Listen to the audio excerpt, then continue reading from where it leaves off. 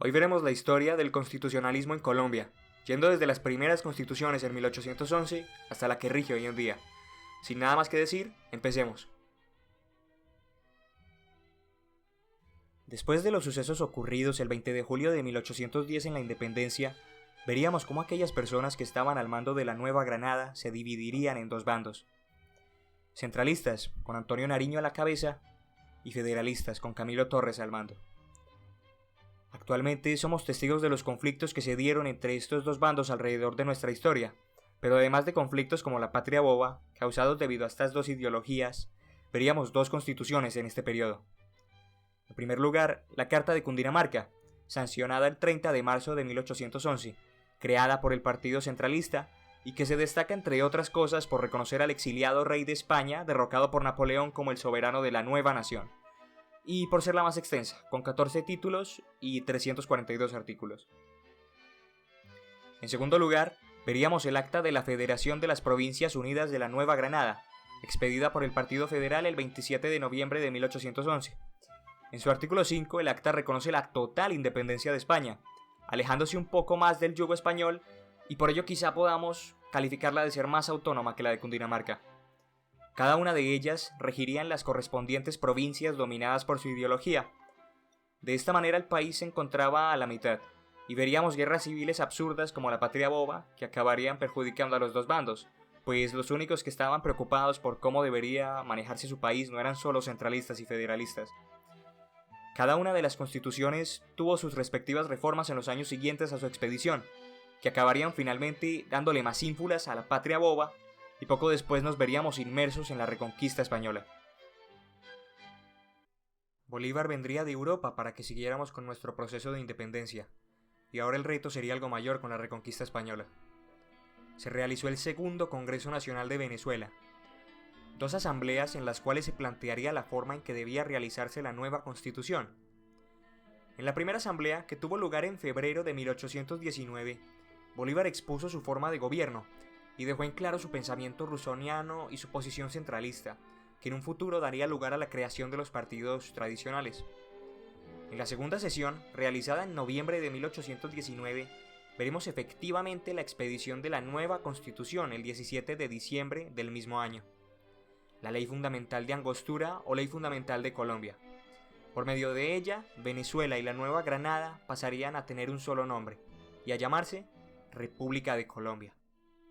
Podemos calificarla de Carta Nacional, una constitución provisional mientras se convocaba un año después el Congreso General para expedir la constitución definitiva. Esto lo confirmamos al ir a la carta y ver su brevedad, pues tan solo tenía 14 artículos. Tenía el toque bolivariano, un gobierno centralista y republicano. Antes de entrar a la siguiente constitución, el Congreso de Cúcuta lanzaría múltiples decretos, entre los cuales se destaca el de enero 11 de 1820, la abolición de la esclavitud. Sin embargo, por medio de un proceso muy lento, una ley de vientres que daría libertad a los hijos de los esclavos. Realmente veríamos la abolición definitiva de la esclavitud en 1851. La Asamblea de Cúcuta se realizó en mayo de 1821 y el 12 de julio del mismo año se expediría la Ley Fundamental de la Unión de los Pueblos de Colombia, ratificando lo que decía la Ley de Angostura y precediendo a la Constitución definitiva, que era precisamente el hecho por el cual se estaba realizando dicha asamblea. Era casi idéntica a la de Angostura, con 14 artículos, 7 de ellos diferentes de la de Angostura. De aquí podemos destacar el artículo número 1, que afirma que el gobierno será ahora y siempre popular representativo, y el artículo 7, que dice que la Constitución deberá ser formada conforme a los principios liberales que ha consagrado la sabia práctica de otras naciones. Esta y la anterior Constitución no cumplen con la característica de confesionales, a pesar de que el pueblo lo fuera. Ningún artículo nombra a la religión católica. Vicente Azuero y José Manuel Restrepo son entre todas las demás las figuras que se destacan en la redacción de la Constitución de la que hablaban las dos anteriores. La Constitución de Cúcuta, expedida el 30 de agosto de 1821, es la Constitución que todos estaban esperando.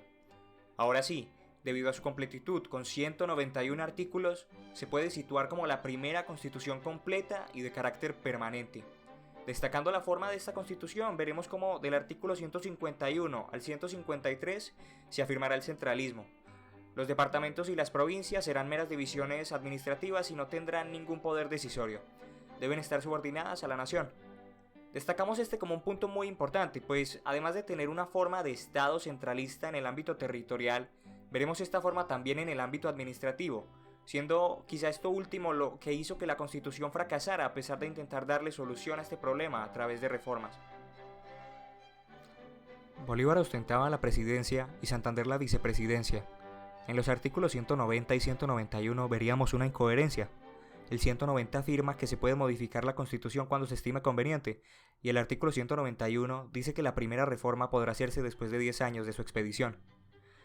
De allí se produce una discrepancia entre los santanderistas que querían reformarla y de los bolivarianos que querían conservar esta Constitución como estaba hasta los 10 años de los que habla el artículo 191. De ahí entonces veremos cómo se organiza una nueva convención para expedir una nueva Constitución. De un lado porque los santanderistas querían cambiarla para un régimen federal, y del otro porque los bolivarianos querían que fuera más autoritaria. La convención de Ocaña, que se dio entre el 9 de abril y el 10 de junio de 1828, no pudo resolver nada. De hecho, agravó el problema y aunque se presentaron proyectos, ninguno se aceptó. De manera que ni el presidente ni el vicepresidente estaban ya presentes para gobernar. Por el momento, de eso se encargaría el gabinete del presidente. El 13 de junio de 1828, el gabinete y el intendente de Cundinamarca, Pedro Alcántara Herrán, en una reunión que tuvo lugar en Santa Fe, se encargarían de lanzar una petición dirigida a Bolívar, pidiéndole que volviera a salvar la patria. Simón Bolívar sintió la acogida, y el 27 de agosto de 1828, sintiéndose apoyado, lanzaría el decreto orgánico de la dictadura de Bolívar, que en su primera frase comunicaría que debe servir de ley constitucional del Estado hasta el año de 1830. Esta orden derogaría totalmente la Constitución de Cúcuta. El decreto le daría las funciones más relevantes al jefe de Estado. Se suprimiría la vicepresidencia y el Congreso, por tanto. Los derechos ciudadanos que expresa la Carta son coherentes con la palabra dictadura, pues nombra muchos menos que su predecesora. Es confesional, considera la religión católica como la del pueblo, y veremos que su artículo 26 promete una reunión de la representación nacional en enero 2 de 1830 para expedir una nueva constitución de la República. Esto último nos deja en claro cómo las intenciones de Bolívar no eran perpetuarse en el poder. El texto da muestra de sus convicciones y está escrito con la finalidad de arreglar las cosas que no iban bien por problemas surgidos con la Constitución de 1821. Incluso creemos podría haber terminado este conflicto de intereses en otra guerra civil de no haberse expedido el decreto. Por otro lado, también hay que comentar que Bolívar estaba intentando conseguir un príncipe europeo que gobernara Colombia como una monarquía constitucional, lo que causaría luego que el general José María Córdoba se alzara en armas contra él, pues tomó esa decisión como una traición al régimen constitucional del país. José María Córdoba sería posteriormente asesinado por un aventurero irlandés que costeó el gobierno el 17 de octubre de 1829. Bolívar no permitió que continuaran las diligencias para esa monarquía constitucional porque la mayoría de personas que lo rodeaban no compartían dicha idea. Posterior a su expedición, veríamos también la conspiración septembrina contra Bolívar el 25 de septiembre de 1828, concluyendo con el destierro de Santander. La asamblea que había convocado Bolívar en su decreto tuvo lugar y dio como resultado la Constitución del 29 de abril de 1830. En la reunión gran parte de los asistentes asintió a las ideas del Libertador, y es por ello que posteriormente calificaría a los participantes de dicha reunión de Congreso Admirable. Debemos tener en cuenta que luego de la conspiración septembrina los seguidores de Santander no estaban presentes en esta asamblea, lo que dio como resultado que la gran mayoría apoyara a Bolívar en dicha asamblea. De esta constitución se inspiraría luego la de 1886, pues podemos ver una esencia similar en ella. El periodo presidencial sería de 8 años con la reelección inmediata prohibida. Sería también, como el documento que le precede, abiertamente confesional. Veremos aquí por primera vez al Procurador General de la Nación. Por supuesto, la carta tendría sus límites, con el artículo 164 que da facultades al Congreso para modificar la Constitución, pero nunca la forma de gobierno. Un mes después de su expedición, veríamos cómo se disolvería la Gran Colombia. Venezuela y Ecuador, debido a los diferentes intereses económicos de los pueblos, Colombia con economía mineral, Venezuela con economía agrícola y Ecuador con economía artesanal y agrícola, decidieron separarse de la Gran Colombia, pues el centralismo tanto territorial como administrativo no era un gran sistema que pudiera aplicarse a tan diferentes economías. Volveríamos a ser la Nueva Granada.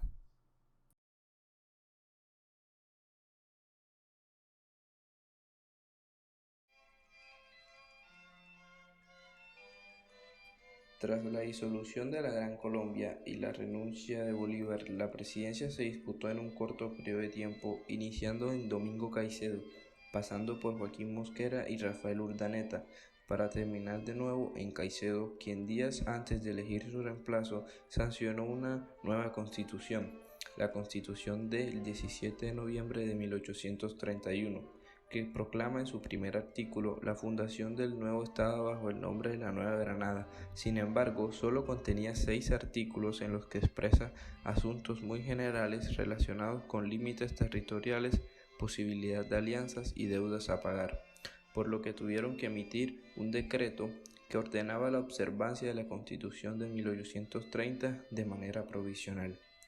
El expresidente Francisco de Paula Santander fue contactado para dirigir el país de manera interina y su gobierno tenía el deber de traer estabilidad y seguridad a la República de la Nueva Granada.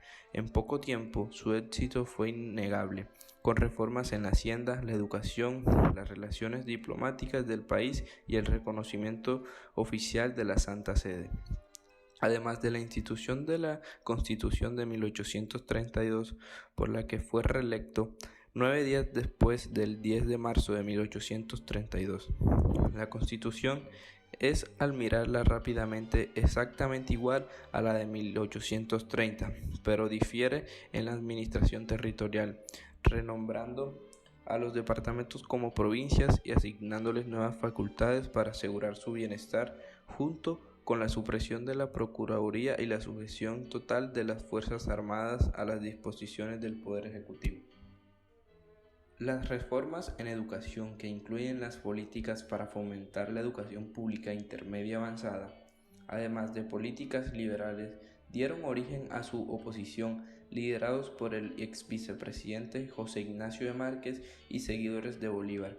Asimismo, cuando Santander se retiraba de su mandato, dejando como líder a Márquez, lideró la oposición a su sucesor, ejerciendo como líder del Senado con el apoyo de seguidores de su trabajo y algunos federalistas, quien luego, en 1839, se apoyaron en las rebeliones religiosas producto del gobierno de Márquez para iniciar una guerra denominada Guerra de los Supremos, que duró hasta 1842, finalizando con la victoria del gobierno.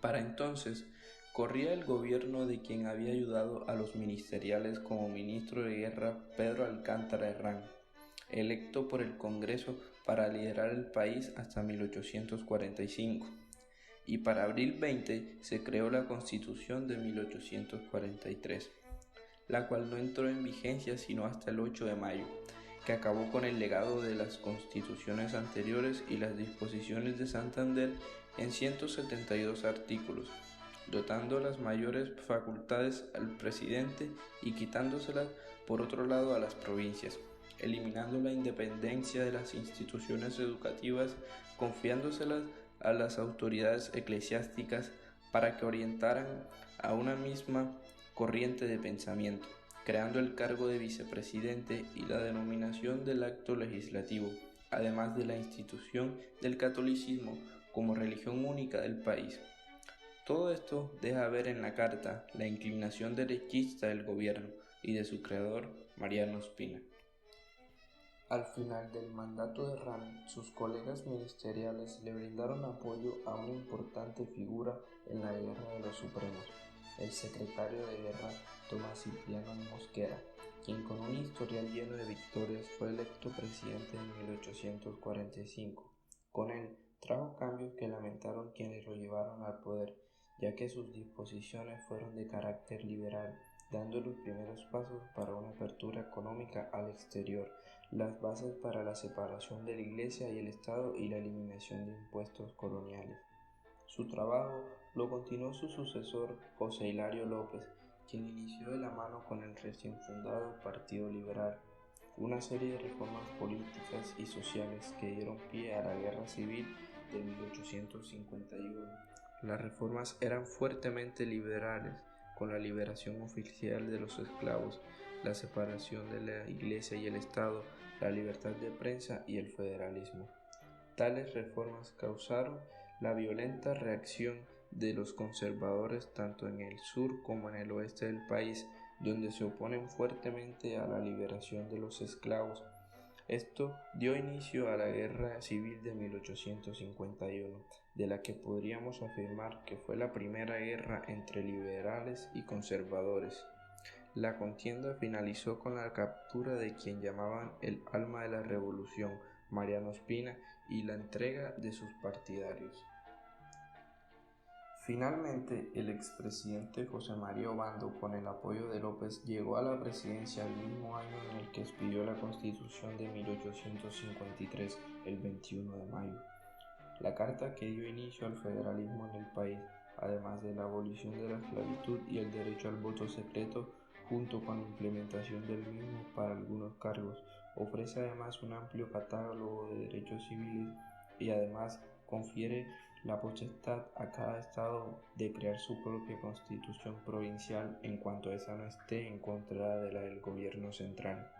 Pero problemas dentro del Partido Liberal y demás sociedades a favor culminaron en un golpe de estado a inicios de 1854, en el que capturaron a Obando y el general José María Melo. Con ideas de proteccionismo económico, tomó el gobierno durante un corto periodo de tiempo, pues fue derrocado por una tregua temporal entre liberales y conservadores que pusieron en el poder a Manuel María Mallarín como presidente provisional que abriría paso a la federación. En los primeros meses del año 1857, el país se encontraba en una situación comprometedora. Estaba dividida en 23 provincias y 5 estados, todas bajo una misma constitución. Para solucionar esto, se estableció una asamblea en la que se sancionó la Constitución de la Confederación Granadina, el 22 de mayo de 1858, creada por el Procurador General de la Nación del momento, Florentino González. Esta agrupó las provincias en 8 estados soberanos: Cauca, Cundinamarca, Boyacá, Bolívar y Magdalena, junto con los recientemente creados Antioquia, Santander y Panamá. Las ideas liberales que comenzaron en 1885 en Panamá brotaron en esta constitución, dando inicio al federalismo en el país, de la mano con un fuerte liberalismo. Dentro de sus contenidos son resaltables el prudente catálogo de derechos civiles en el artículo 56, un temprano y un imperfecto control constitucional en ambas cámaras, artículo 35 y 36, y las prohibiciones al gobierno estatal en el artículo 11, junto con el artículo 8, en el que se consagra que todo lo que no sea asunto de la Confederación estará bajo el control de cada estado.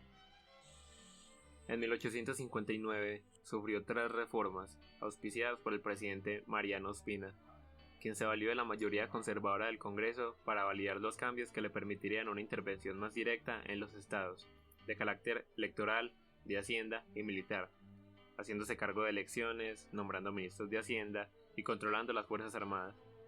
Reformas que no fueron del agrado del expresidente Mosquera, quien ejercía presidencia en el Cauca, por lo que inició una insurrección de la mano con el estado de Santander y Tolima, contra el gobierno general por las leyes expedidas en contra de las libertades de los estados, violando el principio de no intervencionismo. Guerra que fue nombrada Guerra Magna, que concluyó con la victoria liberal a mitades de 1861. Como consecuencia, se renombró la federación como los Estados Unidos de Colombia, y Mosquera fue renombrado presidente más tarde.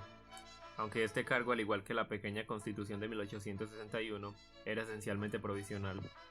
La Constitución comenzó a regir después del 20 de septiembre de 1861. Cuyo propósito no era otro que potenciar el federalismo y asegurarlo permanentemente. La carta, por reducida que fuera, tan solo 46 artículos, trajo consigo nuevos y radicales cambios, referentes a los conflictos con la Iglesia y el desconocimiento de todas sus autoridades. No en artículos concretos, sino que simplemente menciona la libertad de culto y no se menciona alguna de la Iglesia católica, aunque sí de Dios. La proclamación de la nueva capital Bogotá, artículo 46, y la nueva Cámara de Plenipotenciarios en la rama legislativa, artículo 17. En síntesis, un contenido fuertemente liberal y progresista, garantizando mayores facultades a los estados y menos intervención al gobierno central. 2 años después, por fin se dio la Convención Nacional de Río Negro, que tanto se había postergado, la cual dio origen a la Constitución de 1863, que se expidió el 8 de mayo y cuenta con 93 artículos. Una carta sumamente radical con un cuerpo que podría tomarse por idealista, dada su pretensión de cambiar drásticamente la realidad con las leyes. Los delegados de la reunión eran todos liberales, puesto que los conservadores habían sido derrotados por Mosquera. Esto causó que la Constitución fuera la más radical hasta el momento, con libertades socioeconómicas amplias, uso y venta de armas, la anulación del poder eclesiástico, una nueva configuración electoral en términos de tiempo y modo, la abolición de la pena de muerte, un amplio catálogo de derechos para los ciudadanos, junto con políticas poco probables para la Colombia de aquel momento. Mosquera, con ánimo de expandir aún más el imperio, buscaba la forma de reconstruir la Gran Colombia, y aunque su intención era noble, terminó envuelto en una guerra contra Ecuador por sus diferencias con el presidente Gabriel García, quien era un apasionado católico que buscaba restaurar las relaciones con la Iglesia. El conflicto no duró mucho, iniciando el 6 de diciembre y finalizando el día siguiente, el 7 de diciembre de 1863, día en que los ecuatorianos enviaron una carta solicitando un armisticio, al cual Mosquera accedió. Se expulsó del territorio nacional a los jesuitas, además que los bienes y tierras a nombre de la Iglesia Católica se subastaron. Con el dinero los estados prosperaron, aunque las tierras pasaron a entidades privadas que las monopolizan hasta día de hoy. La Constitución no tuvo más de una reforma, la de 1876. El problema eran las votaciones continuas que se presentaban en el país. Como cada estado tenía sus votaciones a tiempos diferentes, el periodo electoral se hacía eterno, por lo que la reforma produjo estabilidad, haciendo que las votaciones de cada estado fueran simultáneas. Es correcto afirmar que la razón de que no se presentaran muchas reformas eran las nuevas leyes que dotaron a la Carta de un carácter pétreo, por la dificultad de su modificación. Finalmente, la separada sociedad que había dejado la Constitución del 63 comenzó a manifestar problemas. Cada estado optó por expedir su propia constitución, que en suma son 42 constituciones estaduales, y la debilidad del gobierno central no pudo mediar las relaciones y conflictos entre estados, lo que se traduce en más de 50 guerras internas entre provincias y 2 nacionales. Un periodo violento a más no poder, que concluyó con el triunfo del presidente Rafael Núñez en la Guerra Civil de 1885, frente a los liberales que iban en contra de las políticas de la regeneración centralista. Asimismo, Núñez anunció el fin de la Constitución de 1863.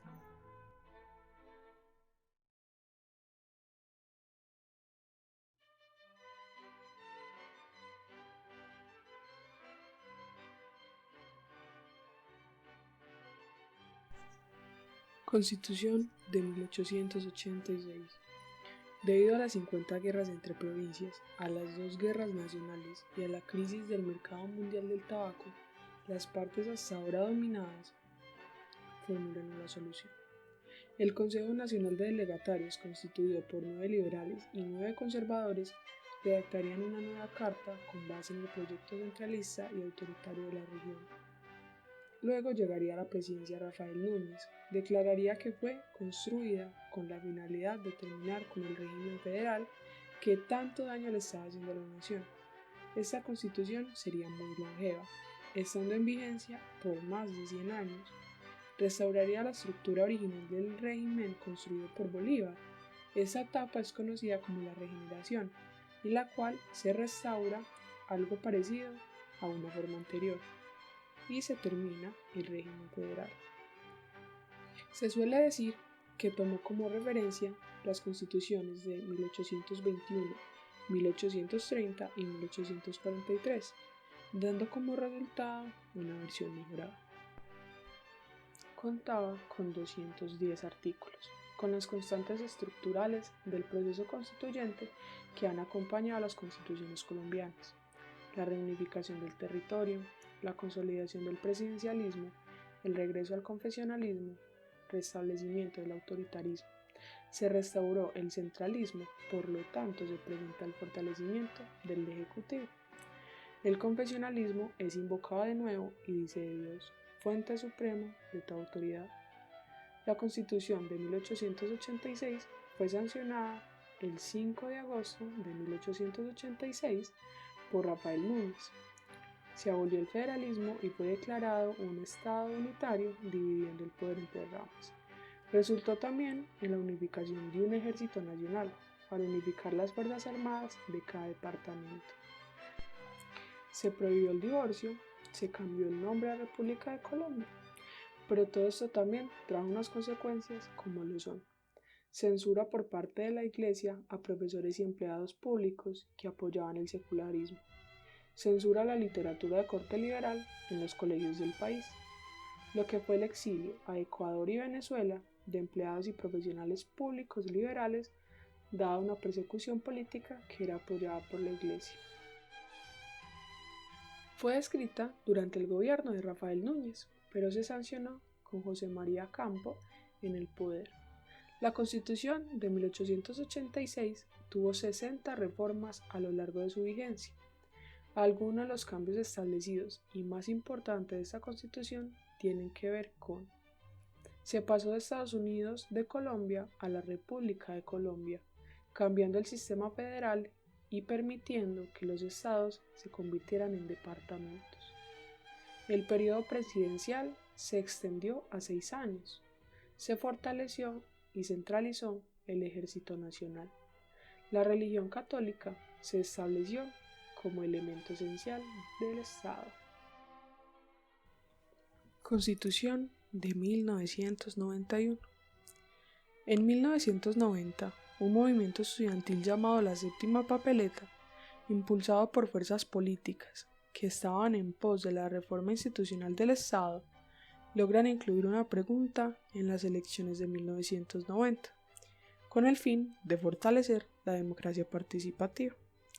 Votar por la convocatoria a una Asamblea Nacional Constitucional con representación de las fuerzas sociales, políticas y regionales de la nación integrada democrática y popularmente para reformar la Constitución. La opinión de los votantes se reflejó en el resultado, pues el 90% de las personas estaban de acuerdo con reformarla. A finales de 1990 se realiza la consulta y simultáneamente los miembros de la Asamblea Nacional Constituyente, además de los partidos tradicionales, otros partidos muy diversos logran incluir sus delegatarios, inclusive los controversiales movimientos guerrilleros desmovilizados, y de esta manera se realizó la representación de las minorías que anteriormente habían tenido prácticamente una nula participación. Las mujeres, los indígenas y los grupos religiosos diferentes al catolicismo, entre otros, comenzaron a tener esa representación importante, y esa participación de los diversos sectores se refleja en lo que es una constitución con muchas normas que tienen esa especial caracterización de tener amplios mecanismos de participación ciudadana, amplia lista de derechos y mecanismos que protegen los mismos. La Constitución fue promulgada oficialmente el 4 de julio de 1991. En ella se reconoce a Colombia como un Estado social de derecho y el concepto de soberanía nacional de la Constitución de 1886 cambia a soberanía popular. En la actualidad cuenta con 53 reformas, a veces dirigidas a buenos propósitos y a veces dirigidas a intereses particulares, justificados en la voluntad del pueblo. Veremos como un ejemplo de ello la reforma de la reelección.